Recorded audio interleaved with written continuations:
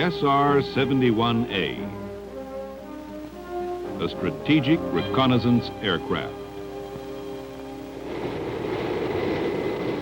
During the last few years, a new species of aircraft has been introduced and is now operational.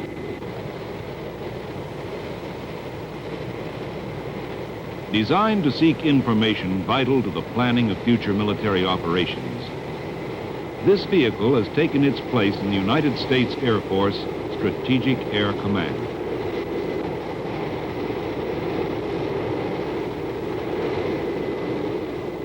Assigned to Beale Air Force Base in Northern California, where it became the 9th Strategic Reconnaissance Wing, the SR-71 is a member of a new family of aircraft known as the Lockheed Blackbirds.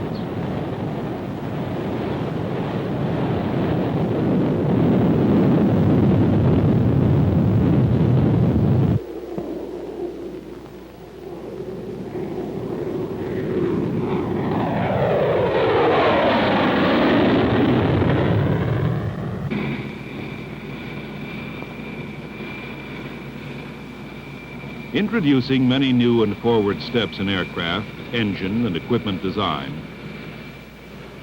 the Blackbirds brought into reality Mach 3 Plus cruise, sustained high altitude, over 80,000 feet, all titanium construction, a departure from aluminum to meet the higher temperatures encountered in this new environment.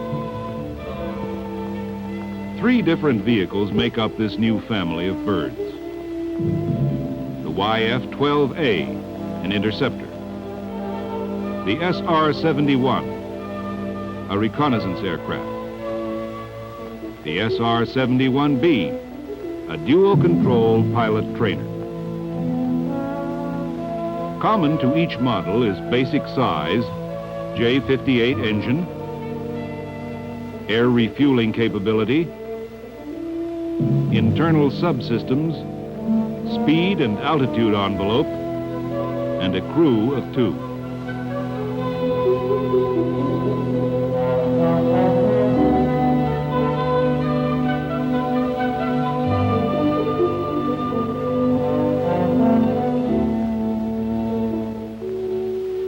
Since the mission function of each Blackbird is different, there are some variances in appearance and equipment carried.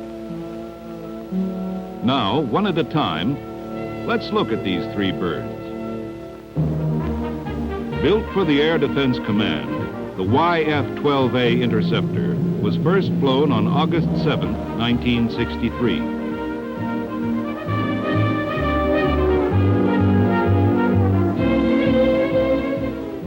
Delivered to the Air Force for a flight test program, these aircraft were first announced by President Johnson in February 1964.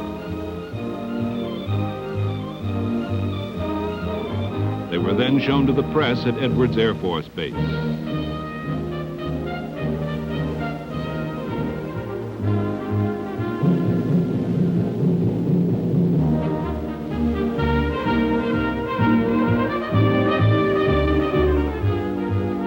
Quickly proving to be the world's fastest, highest-flying aircraft, the YF-12A set 9 major speed and altitude records in a single day.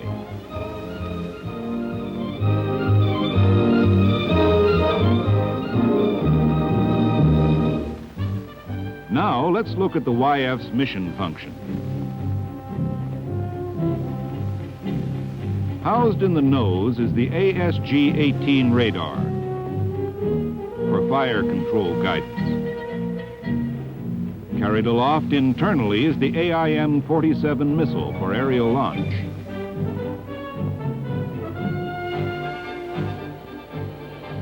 During the test program, launches at airborne drone targets proved to be highly effective.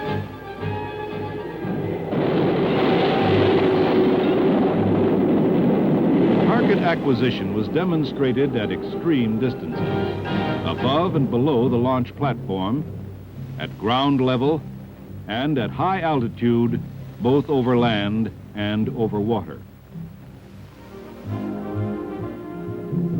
While developing the weapons system, much valuable data was acquired in all areas of the high-speed, high-altitude spectrum. Information relative to sonic booms, air currents aloft, high-speed navigation, skin heating and cooling, engine inlet configuration, various data vital to the development of future programs.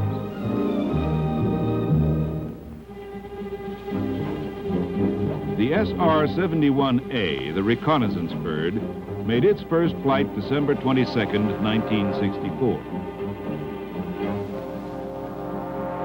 The first aircraft in this series was retained by Lockheed for manufacturer's flight testing. The Air Force Systems Command at Edwards Flight Test Center received the number 2 aircraft for operational testing.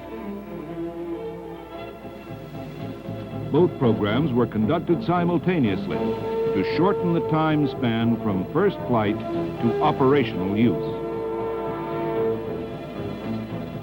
Ready for its first flight about this time was our third family member, the trainer model, the SR-71B.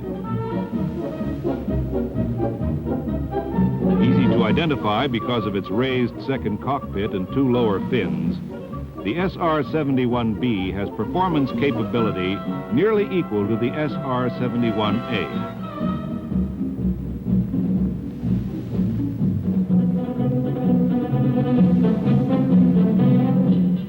Pressed into service immediately, training pilots for the 9th Strategic Reconnaissance Wing, the B model began operating at Edwards during 1965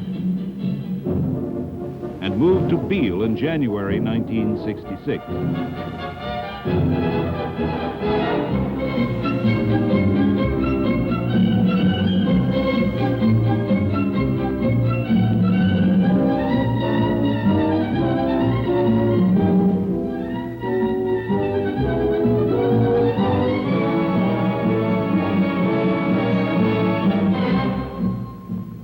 First appearing about the time the nearby Oroville Dam was completed, SRs have now become a familiar sight in the Northern California skies.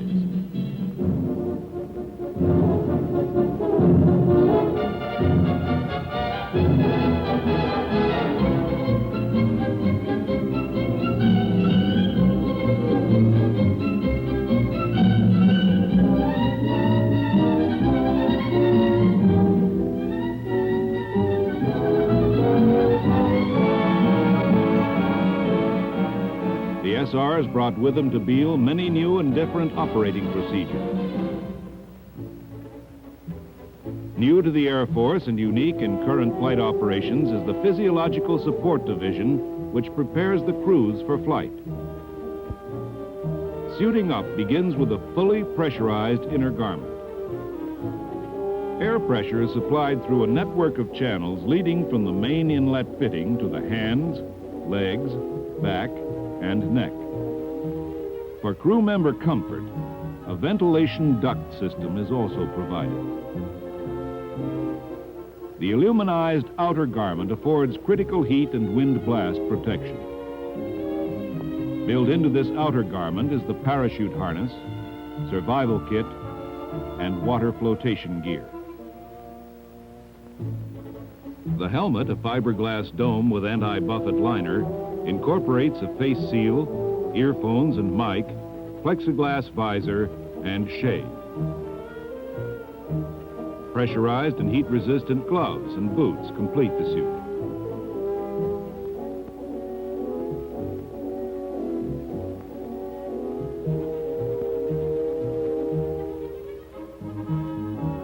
Here, a checkout is made to make sure all valves, lines, and fittings are operating properly. Also to check for leaks. For ground walk-around, the attached portable unit ventilates the suit.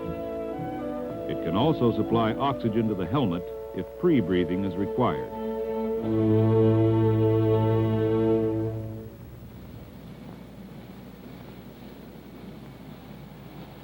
Final suit checkout is accomplished at the flight line when crewmen are hooked into the aircraft system as part of the cockpit check.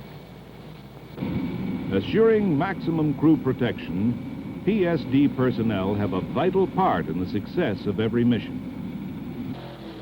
The flight line at Beale was planned so that engine start and pull-out could be accomplished from within the shelter area.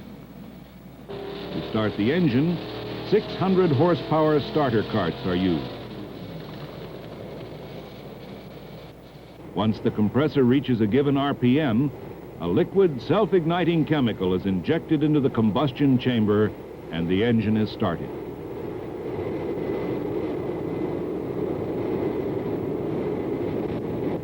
Designed as an all-weather aircraft, rainy days and low ceilings do not prohibit flights of the SR-71. Pre-flight checkout is completed by the launch crew near the end of the runway. With the cockpit located well forward, pilot visibility is excellent.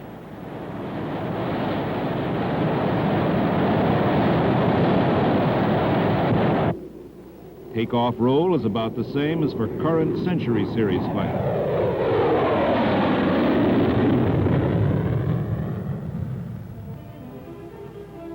After liftoff, climb to cruise altitude is quickly accomplished.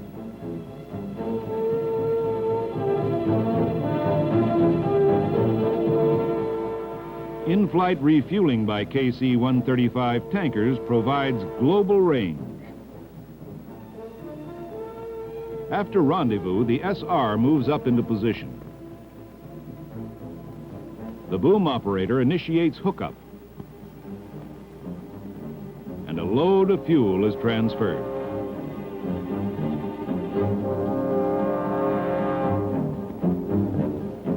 With consecutive refueling, range of the SR-71 can be extended to a point where crew endurance becomes the limiting factor. While optimized for high-speed, high-altitude performance, the Blackbirds designed without flaps, slots, or spoilers have retained excellent low-speed handling characteristics, attesting to the soundness of the basic design.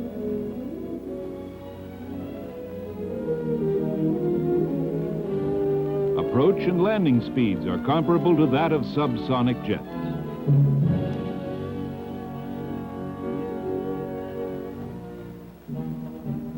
With little fanfare, these amazing birds have slipped into the triple sonic age. While pioneering continuous supersonic cruising speed and many new equipment items, several thousand flights have been logged, over half at better than Mach 3. The manufacturer, the Air Force, the 9th SRW, all are proud to be operating now, an aircraft thought by many to be a decade into the future. Rain or shine, day or night, spanning oceans and continents, the Blackbirds are flying.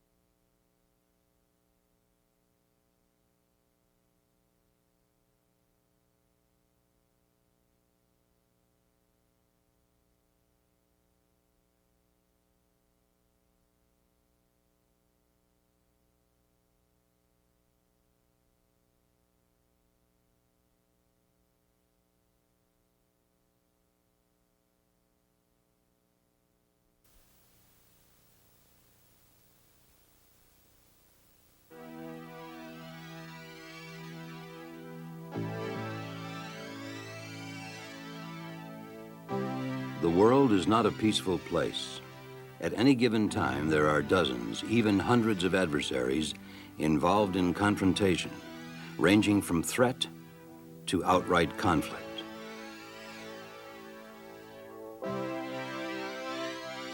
With more than 7/10 of the Earth's surface covered by seas and over 100 sovereign states possessing coastlines, one of the most challenging tasks assigned to the United States Navy is to assure such hostilities do not spill over into the world's seaways and threaten freedom of the seas.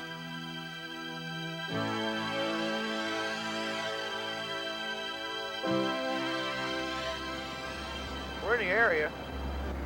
Maritime Air Patrol has many horizons, search and rescue being one of the most important. Got a small light out here at 10 o'clock, John. Ask Section 3 take a look.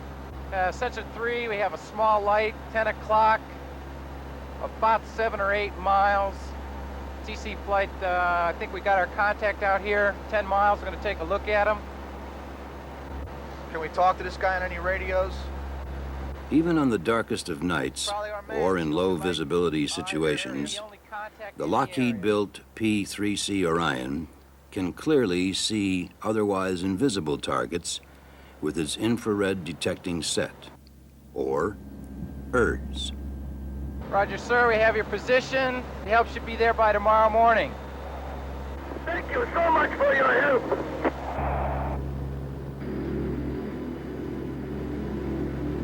Go ahead, Section 3. I have an ESM contact bearing 275. Stand by, I'll send it to you and evaluate it. Section 3's got a contact. Do you want to take a look at him? See if he can give us radar vectors into it. No mission is dearer than one which serves and saves lives. However, the U.S. Navy's primary mission is sea control, the purpose for which the multi-mission P-3C Orion was developed. Okay, Section 3. Talk me in.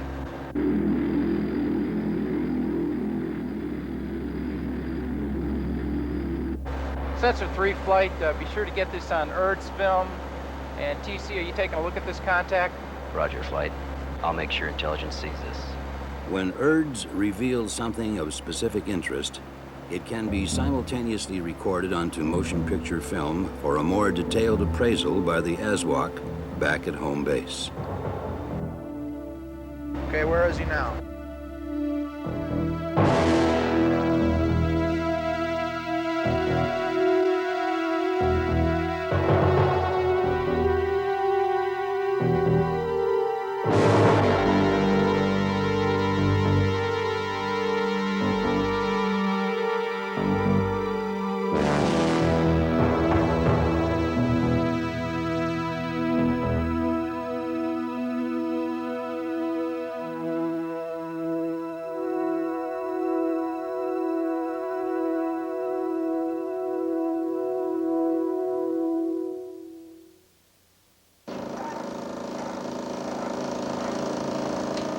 This looks pretty important. I think we better call the skipper and the ops boss in.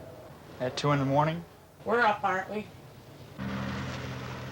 The primary role of the ASWAC, the Navy's acronym for Anti-Submarine Warfare Operations Center, is to coordinate intelligence pertaining to air, surface, and subsurface activities. Then, direct the appropriate response as the situation warrants. Morning, Trina. Morning, skipper. Great time for a meeting. Yes, sir. Crew 2 just brought in some infrared photography on a Group 4 that probably had a couple of patrol boats on board. I thought you might want to take a look at it. Cut up the road. The Group 4 continues at the same course and speed, sir. You could reach Godiva by 10 a.m. in the morning. You can see the patrol boats right on front there. Back that up, Rose.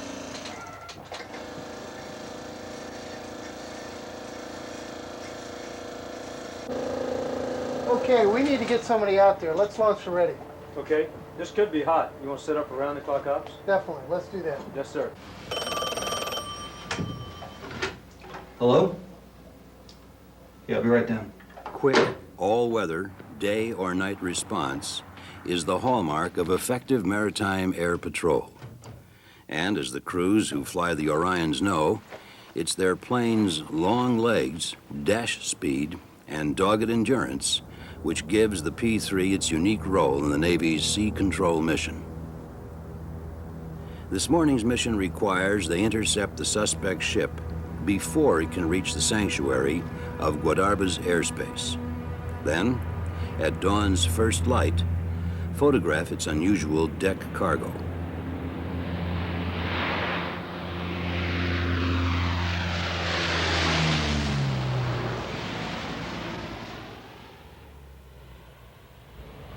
By mid-morning, the photo recon flight returns.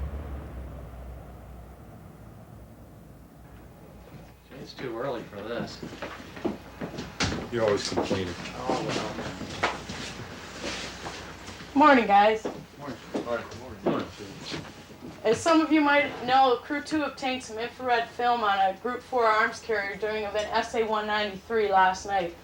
Cargo included 2 probable fast attack torpedo boats. The Ready Alert was launched and confirmed the presence of the 2 Turret-class PT boats. The arms carrier is estimated to have entered the port of Guadarba around 1000 today. For several months now, Guadarba has been threatening to close off the straits to maritime commerce, thereby preventing 65% of the world's oil from being exported. The acquisition of these patrol boats would indicate that Guadarba is ready to carry out its threat. As a result of this, the United States Navy Battle Group has been ordered to leave its exercise in the northern Atlantic and proceed to a modlock position off from Guadarba. Your mission is to relocate and gain indications of intended movement on a Soviet nuclear attack submarine.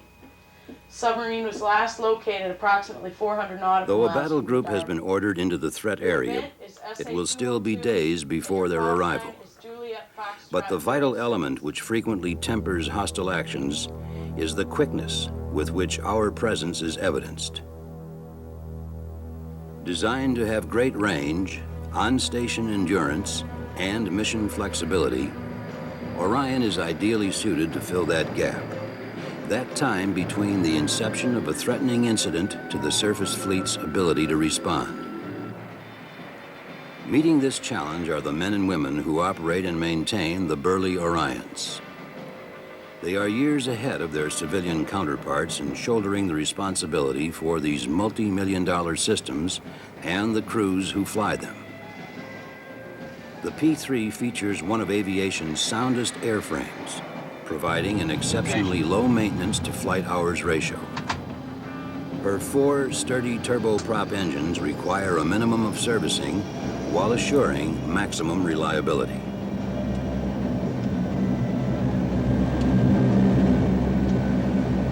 Within a matter of hours, Orion will be projecting America's concern for freedom of the seas by providing airborne convoy protection.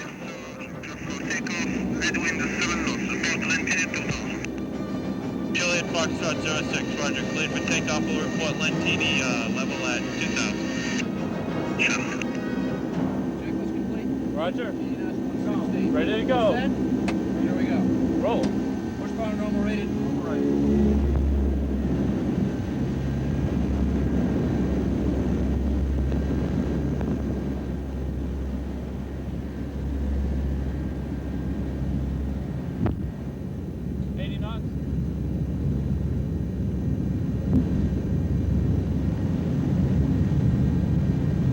Rotate.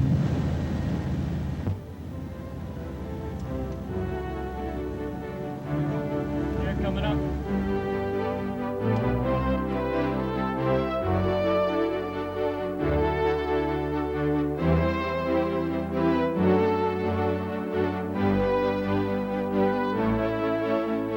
With its ability to fly at dash speeds in excess of 400 knots, then stay airborne for over 14 hours, even longer when patrolling on 3 or even 2 engines, Orion is usually the first to be over troubled waters.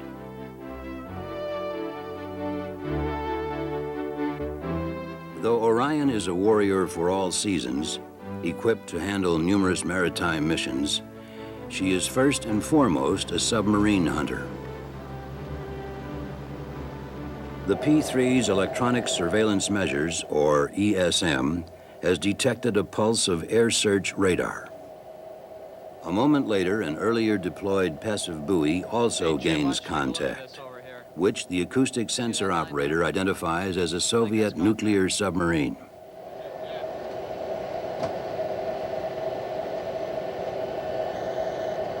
Tackle sensor 1, I believe I have contact on low FAR 3.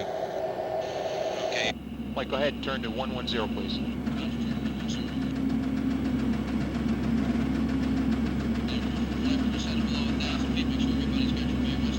Roger, flight cap search power on, please.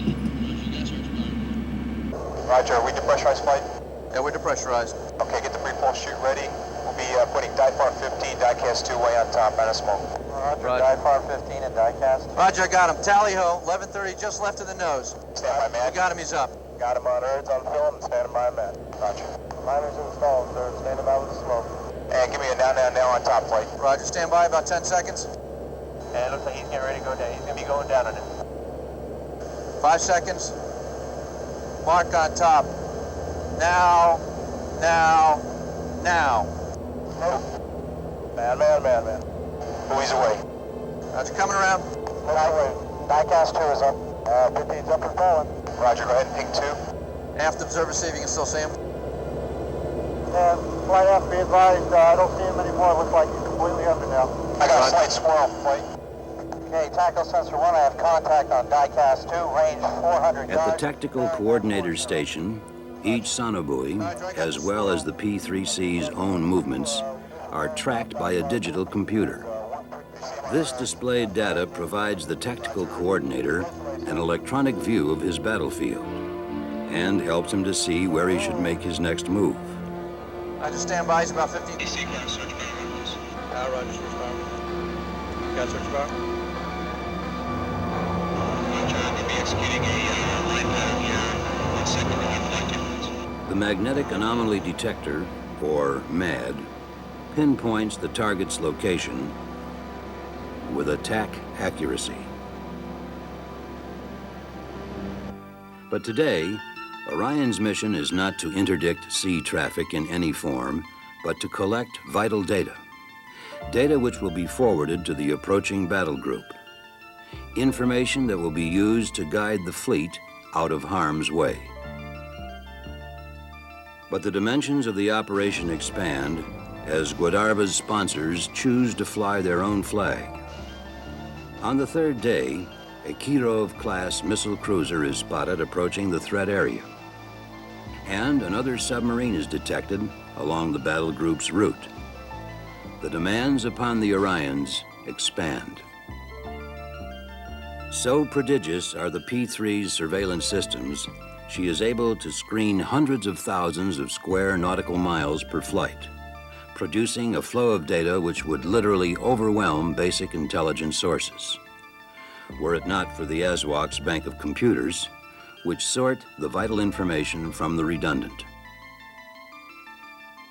Updated computer tapes keep Orion's crews aware of the current tactical situation and their attention focused on that which is important.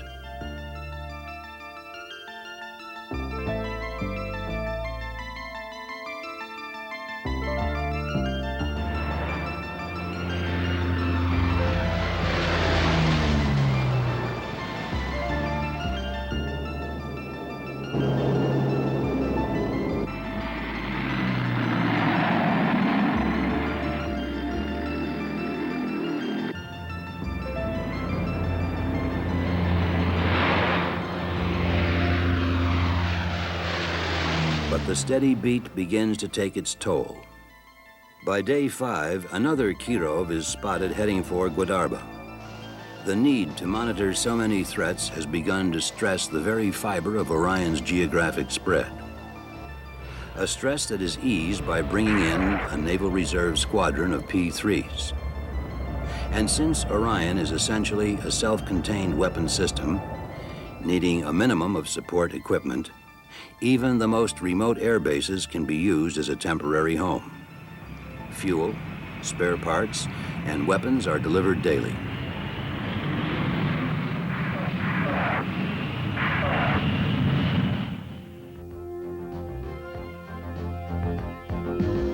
Day 8. The battle group has arrived.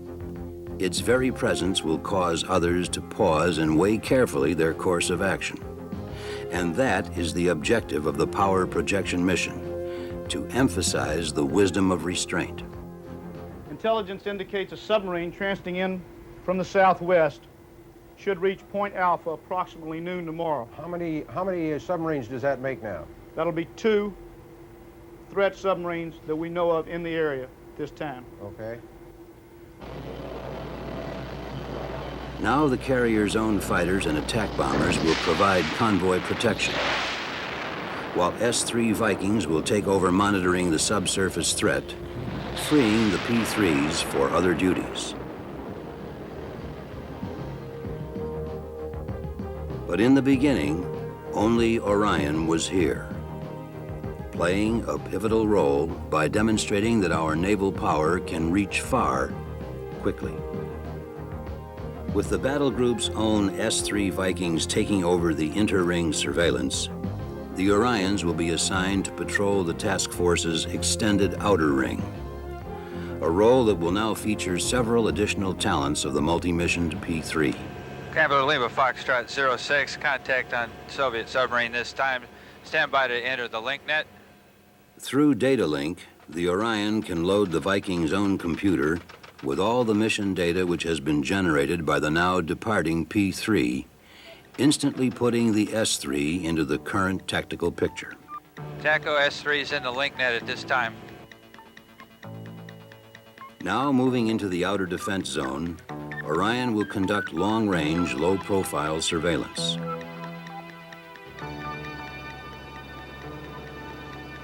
Discreetly monitoring passive listening buoys, scrutinizing surface contacts with its passive infrared detector. Go ahead, 63. I have an ESM contact bearing 275, stand by. While ESM scans the horizon for traces of radar radiation. It is in this mode, as the passive hunter, that the Orion can be most effective, catching the throb of a submarine as it hurries to intercept the battle group, or detecting the approach of a hostile who may be using his search radar. All without the potential threat, even knowing an aircraft is in the vicinity. Okay, TACO, what I'm showing is a head net Charlie off the surface combatant. Roger, got Even though on extended patrol, Orion can still communicate directly with the battle group in encrypted, voice, data link, or high-speed teletype. A talent which allows the P-3 to provide the battle group one of its most effective offensive weapons, over-the-horizon targeting. With its precise navigational systems and advanced computer logic, Orion can direct some of the battle group's most powerful weapons onto unsuspecting targets.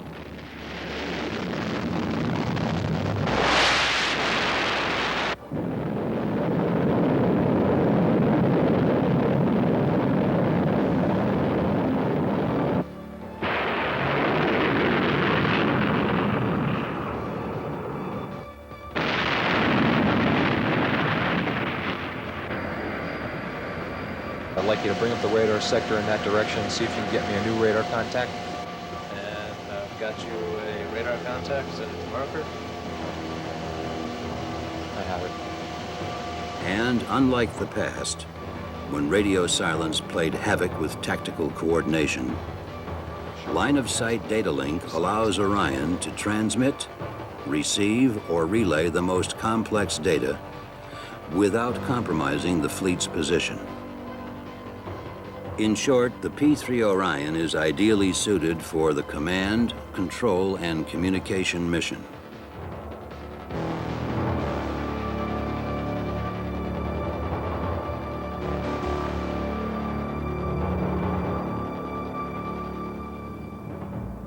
Equally as effective in helping to defend the fleet are Orion's own weapon systems. A P-3 can carry missiles, bombs, ASW depth charges, and homing torpedoes. Utilizing the Harpoon missile's 60-mile standoff range, the P-3 can attack surface targets independently of the battle group, or in concert with it. and Orion can carry 6 harpoons. One of the most effective utilizations of the P-3 as a weapon delivery platform is its ability to combine Omega and inertial navigation with computer logic in the deployment of minefields for choke point tactics. An Orion can lay 12,000 pounds of mines per flight.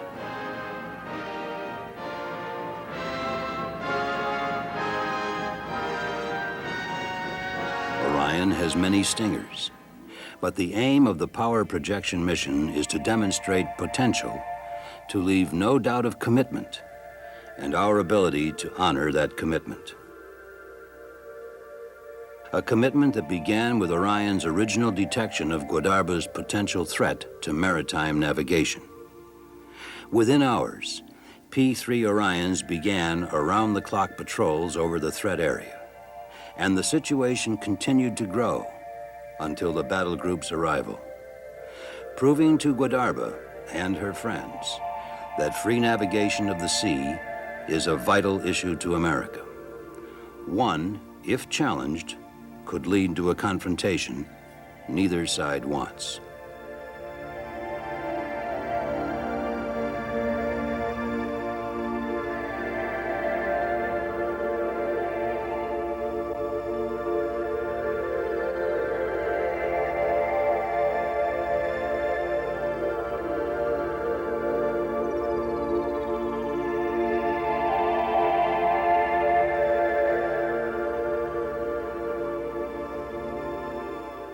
Take a minute to update you on the Guadarba incident.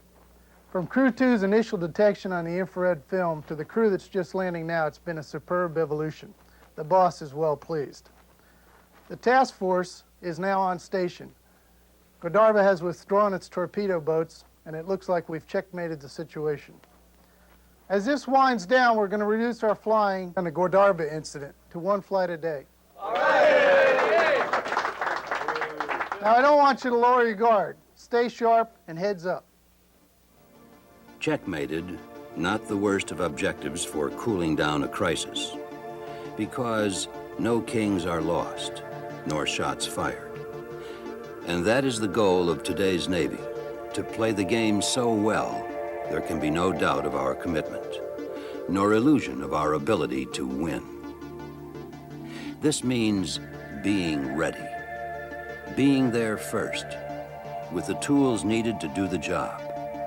In this role, the multi-mission P-3 Orion is truly a guardian of the seas.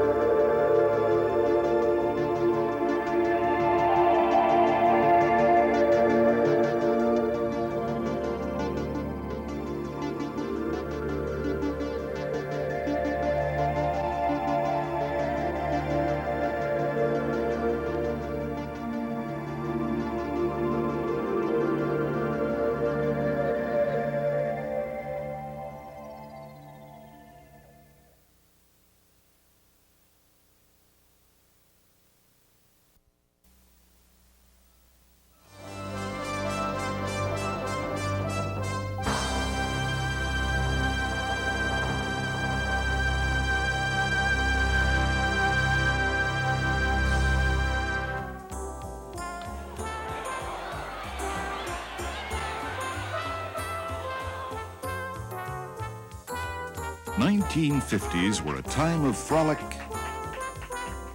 and a time of concern. A Cold War saw a massive buildup of Soviet armaments. Information about these developments was crucial to the security of the United States and the free world. In the days before satellites, the United States relied upon reconnaissance aircraft to gather necessary intelligence. However, no aircraft could fly high enough to safely fly over the Soviet Union. But one of the world's top aviation engineers had an idea for such an aircraft. Lockheed's Kelly Johnson. When Johnson presented his plan to the Air Force, he promised to develop the aircraft in 8 months. An amazing feat in a day when computers were in their infancy and engineers still calculated on slide rules. Under a cloak of secrecy and working long hours, Johnson and his Lockheed crew accomplished the nearly impossible. Designated the U-2, the aircraft featured a 49-foot fuselage housing a single turbojet engine. Attached to the body was an 80-foot glider-like wing. Famed Lockheed test pilot Tony LaVere took the U-2 on its first flight in the summer of 1955. It was extremely light and fragile. It was probably one of the most fragile airplanes that we had ever built at Lockheed, because it had to fly at great heights, up around 70,000 feet, an unheard of height in those days. Less than a year after its first flight, the U-2 began the reconnaissance work it was designed for, flying highly classified missions. During one of these missions, a Soviet missile shot down a U-2 piloted by Francis Gary Powers in May of 1960. Powers survived and eventually returned to the United States. Probably the U-2's greatest contribution to national security came in 1962. U-2s flying over Cuba brought back photographic proof of Soviet missile installations on that island 100 miles from America's shores. Do you, Ambassador Zorin, deny that the USSR has placed and is placing medium and intermediate range missiles and sites in Cuba? Yes or no? You will have your answer in due course. I'm prepared to wait for my answer until hell freezes over, if that's your decision. It shall be the policy of this nation to regard any nuclear missile launched from Cuba against any nation in the Western Hemisphere as an attack by the Soviet Union on the United States, requiring a full retaliatory response upon the Soviet Union.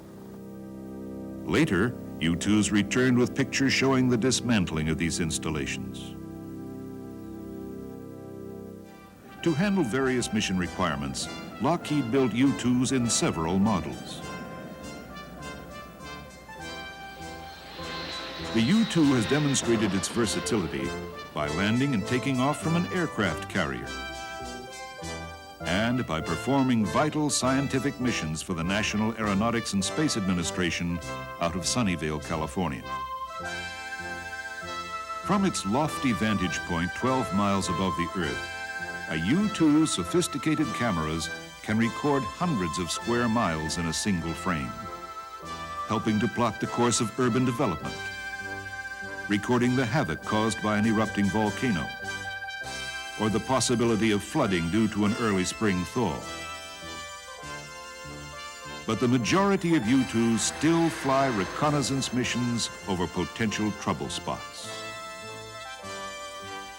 In 1981, 13 years after Lockheed produced the last U-2R, a modernized version rolled off the assembly line. Known as the TR-1 for its tactical reconnaissance responsibilities, this new version is 40% larger than the original U-2, yet shares its same basic outline. The TR-1 also continues the U-2's more than 30-year record as the world's highest flying single-engine aircraft. Because of the secrecy surrounding the primary mission of the U-2, few people will ever know its many achievements. Yet, whether charting the Earth's natural resources or conducting military reconnaissance, the U-2 family of aircraft has proven to be a national asset.